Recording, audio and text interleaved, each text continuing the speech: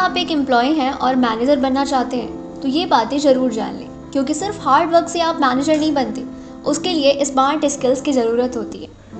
Corporate world में आगे बढ़ने के लिए सिर्फ काम करना काफ़ी नहीं है, बल्कि सही तरीके से काम करना आना चाहिए। मैनेजर बनने का मतलब सिर्फ प्रमोशन नहीं है, बल्कि बड़ी रिस्पॉन्सिबिलिटीज़ और स्मार्ट डिसीजन मेकिंग का गेम है। चाहे आप MBA, BBA कर रहे हो या फिर किसी भी मैनेजमेंट कोर्स में हो, ये 5 स्किल्स आपको इंडस्ट्री में एक स्टेप आगे रखेंगी। तो वीडियो को पूरा देखिए, क्योंकि हम लाए हैं आपके लिए वो की स्किल्स जो आपको एक पावरफुल और इफेक्टिव मैनेजर बनाएंगी। वीडियो स्टार्ट करने से पहले अगर आपने अभी तक हमारा चैनल कॉलेज से का सब्सक्राइब नहीं किया है तो सब्सक्राइब करके बेल आइकन को प्रेस कर लीजिए, क्योंकि आगे और भी यूजफुल वीडियोस आने वाली हैं। Number 1, communication skill. मैनेजर की सबसे बड़ी ताकत होती है उसकी कम्युनिकेशन स्किल। चाहे क्लाइंट के साथ डील करना हो, टीम को मोटिवेट करना हो या सीनियर मैनेजमेंट को अपनी बात समझानी हो, अगर आपकी कम्युनिकेशन क्लियर, कॉन्फिडेंट और इम्पैक्टफुल नहीं है तो आप पीछे रह जाएंगे। अब क्या है इफेक्टिव कम्युनिकेशन? क्लियर स्पीकिंग, अपनी बात को कॉन्फिडेंट और सिंपल तरीके से रखना। एक्टिव लिसनिंग, दूसरों की बात को ध्यान से सुनना और समझना। नॉन वर्बल कम्युनिकेशन, आपकी बॉडी लैंग्वेज और आई कांटेक्ट भी उतना ही मायने रखता है जितना आपकी बातें। अब फॉर एग्जांपल मान लीजिए आप एक टीम मीटिंग में हैं और आपको अपने आइडिया को प्रेजेंट करना है। अगर आप बोलने में नर्वस हैं या आपकी बात में कन्विक्शन नहीं है तो भले ही आपका आइडिया बेहतरीन हो, लोग उस पर ध्यान नहीं देंगे। अब अगर मैं आपको एक टिप दूं तो इफेक्टिव कम्युनिकेशन का मतलब सिर्फ बोलना नहीं, बल्कि सुनना भी है। एक्टिव लिसनिंग आपको दूसरों को बेहतर समझने में हेल्प करती है, जिससे आप ज़्यादा इम्पैक्टफुल बनते हैं। और क्या आपको पता है 70% मैनेजर्स इसीलिए फेल हो जाते हैं क्योंकि उनकी कम्युनिकेशन स्किल वीक होती है। तो आपको ध्यान रखना है इस बात का।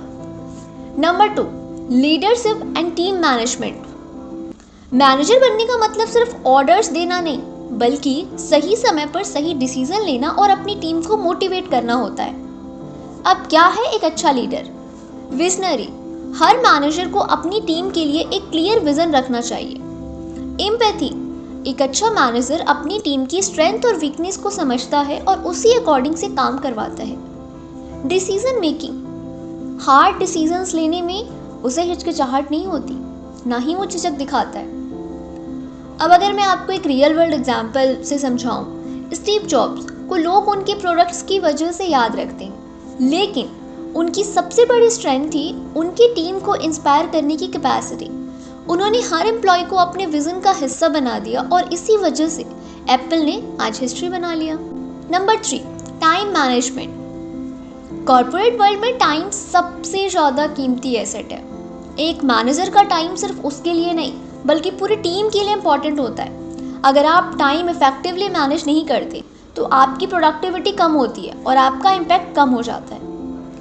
अब इफेक्टिव टाइम मैनेजमेंट के लिए अगर मैं आपको कुछ टिप्स दूं तो प्रायोरिटाइजेशन, पहले इंपॉर्टेंट और अर्जेंट काम को पूरा करें।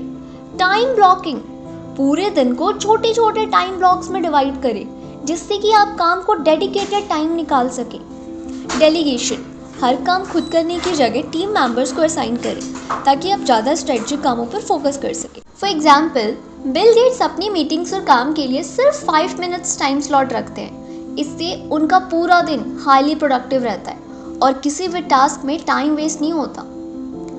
Skill number 4, problem solving and decision making. Business world में प्रॉब्लम रोज आएंगी, लेकिन स्मार्ट मैनेजर्स वही होते हैं जो सॉल्यूशंस के साथ सामने आते हैं। डिसीजन मेकिंग में लॉजिकल थिंकिंग, डेटा एनालिसिस और क्विक जजमेंट आपकी सबसे बड़ी स्ट्रेंथ होती है।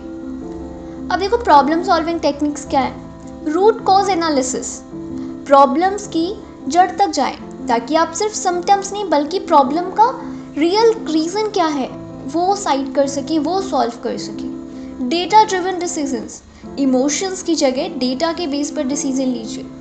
क्रिएटिव थिंकिंग, कभी कभी out of the box solutions भी गेम चेंजर हो सकते हैं। फॉर एग्जाम्पल, जेफ बेजोस हर मेजर डिसीजंस लेने से पहले खुद से पूछते हैं, अगर मैंने ये डिसीजन लिया और फेल हुआ तो क्या मुझे फ्यूचर में रिग्रेट होगा? इससे वो हमेशा लॉन्ग टर्म थिंकिंग के साथ डिसीजन लेते हैं। Skill number 5, negotiation skill. Negotiation सिर्फ पैसों का खेल नहीं है, बल्कि वैल्यू क्रिएट करने की भी एक आर्ट है। एक मैनेजर को क्लाइंट, वेंडर्स और अपनी टीम के साथ नेगोशिएशन में भी एक्सपर्ट होना चाहिए। अब इफेक्टिव नेगोशिएशन टेक्निक्स की अगर मैं बात करूँ, विन विन अप्रोच, ऐसी डील करें जिसमें दोनों पार्टीज को फ़ायदा हो। कॉन्फिडेंस एंड पैसेंस, नेगोशिएशन में जल्दीबाजी ना करें। अपने पॉइंट्स पर, अगर आप अपने पॉइंट्स को लेकर क्लियर हैं तो उस पॉइंट्स पे ही रहें और एक ही बात पर रहें। डेटा बैक्ड आर्ग्यूमेंट्स, अपने डील्स को नंबर्स और डेटा के थ्रू स्ट्रॉन्ग बनाइए। फॉर एग्जाम्पल, वॉरेन बफेट ने अपनी पहली इन्वेस्टमेंट सिर्फ $100 में नेगोशिएशन करके की थी और वही आज $1 बिलियन के एम्पायर है। तो दोस्तों, ये थी 5 स्किल्स जो हर मैनेजमेंट स्टूडेंट्स और एक्सपायरिंग मैनेजर को मास्टर करनी चाहिए। Communication, leadership, time management, problem solving और नेगोशिएशन। ये स्किल्स आपको कॉर्पोरेट वर्ल्ड में एक स्ट्रॉन्ग और वैल्यूएबल मैनेजर बनाएंगे। एक्सपीरियंस के अलावा आपको अगर अपनी स्किल्स पे वर्क करते हो तो आप जल्दी से अपनी किसी भी फील्ड में ग्रोथ कर पाओगे, ये आपको भी पता है। तो अगर मैनेजर बनना है तो मैनेजर के लिए कुछ स्किल्स हैं जो आपको ध्यान में रखना है। ओके, मिलते हैं नेक्स्ट वीडियो में। Till then keep watching, keep learning.